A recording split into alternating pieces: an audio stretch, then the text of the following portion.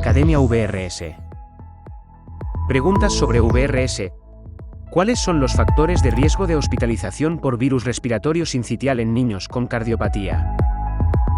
Pues también hemos estudiado, más allá de tener una cardiopatía, como hemos dicho, hemodinámicamente significativa, qué detalles nos podían ayudar. Hicimos un amplio estudio y creíamos que iba a haber factores cardiológicos. Históricamente dividíamos a los niños cardiópatas en cianóticos y en acianóticos, pues curiosamente tienen el mismo riesgo.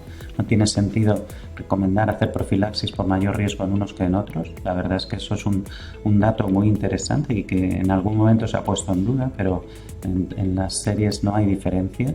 Tampoco hay diferencias en relación al uso de ciertas medicaciones. ¿Y dónde vimos grandes diferencias? En el peso. Para los pacientes con cardiopatías con un peso inferior al percentil 3, que les correspondería por su edad y su género, tienen un mayor riesgo. Algo de diferencias hay entre varones y mujeres, como en otras series, en favor de los varones, que aumenta el riesgo. En la edad, nosotros creemos que dentro del grupo de riesgo todos los menores de 24 meses tienen riesgo, aunque el riesgo es mayor a menor edad.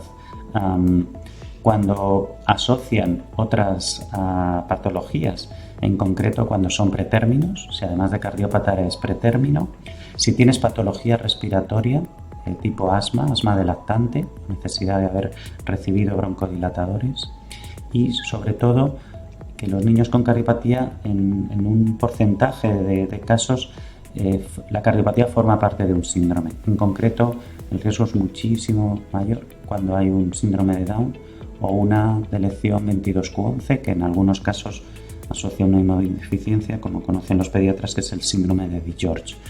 Otras inmunodeficiencias y otras situaciones como heterotaxias que pueden asociarse a un riesgo de infecciones mayor también son factores de riesgo.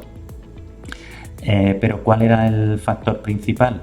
Tener hermanos en casa y no recibir adecuadamente la profilaxis con palivizumab. Y esos son los factores, este último, el que podemos modificar. De nuestro lado está no solo hacer la prescripción, sino asegurarnos de la adherencia.